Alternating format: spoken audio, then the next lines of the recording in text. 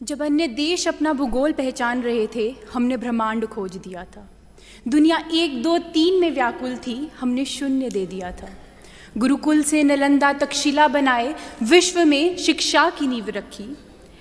महावीर गौतम बुद्ध इसी मिट्टी के बेटे थे जिनसे दुनिया ने शांति सीखी।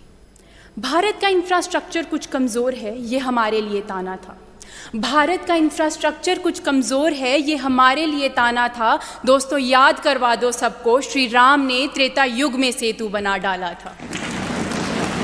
इसी सुनहरे भारत की कल्पना मन में लेकर मैं भारत देश के अति सुंदर राज्य, मंदिरों के शहर जम्मू कश्मीर से नंदता जम्वाल आप सबका हार्दिक अभिनंदन करती हूँ। एक महान व्यक्ति का कहना था कि देश के युवा को आगे आकर राष्ट्र का भाग्य विधाता बनना चाहिए। और आज ये युवा, भारत की आत्मनिर्भरता, भारत की सक्षमता देख इन युवाओं को ऊर्जा मिली। उन्हें ऊर्जा मिली जब उन्होंने चंद्रयान को अंतरिक्ष में जाते देखा। उन्हें ऊर्जा मिली जब उन्होंने बैटल टैंक अर्जुन को मैदान जंग में खड़े देखा। और इन युवाओं ने पिछले कुछ सालों में 1 लाख से अधिक स्टार्टअप्स का निर्माण कर भारत को आत्मनिर्भर बनाने में अपना योगदान दिया है। आज वर्ल्ड इनोवेशन इंडेक्स में भारत 40वें स्थान पर है और ये कामयाबी हमारी प्रतिभा, या कहूंगी प्रतिभाशाली युवाओं के दम पर है।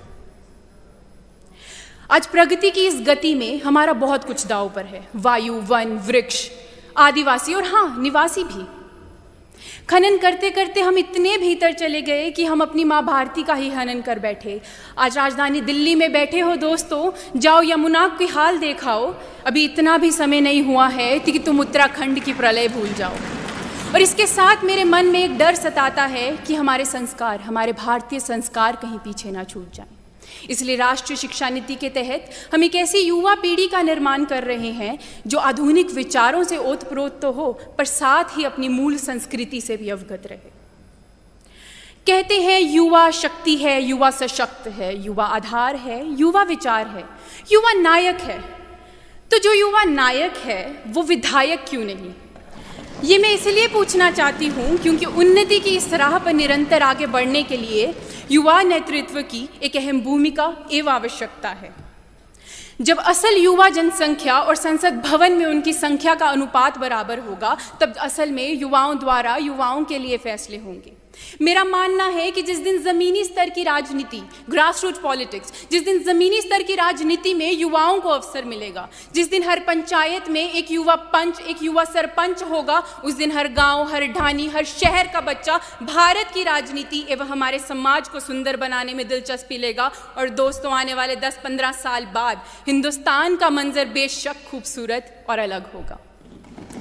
वैसे फक्र होता था जब 25 वर्ष की आयु में सुषमा स्वराज संसद भवन में बैठे देश के लिए आवाज उठाती थी। आज भी फक्र होता है जब 30 गर्व होता है। लेकिन ऐसे उदाहरण हमारे प्रेरणा स्वरूप है, लेकिन हमें ये 2 या 1 नहीं, अनेक चाहिए। इतिहास गवाह है कि जब जब युवाओं की शक्ति की युति हुई है, हमने बड़े लक्ष्य प्राप्त किए हैं। तो आइए हम सब युवा मिलकर आज संकल्प लेते हैं। हम संकल्प लेते हैं कि हम अपने अंदर के स्वार्थ को पीछे छोड़ मानुष एवं देश सेवा के लिए खुद को समर्पित करेंगे।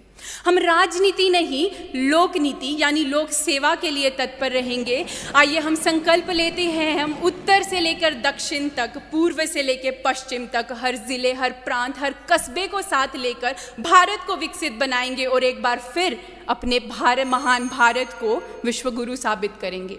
सभी युवाओं को मैं कहना चाहूंगी, एक बार एक स्वर में मेरे साथ जोर से बोले, भारत माता की, भारत माता की, भारत माता की। जय हिंद, जय भारत।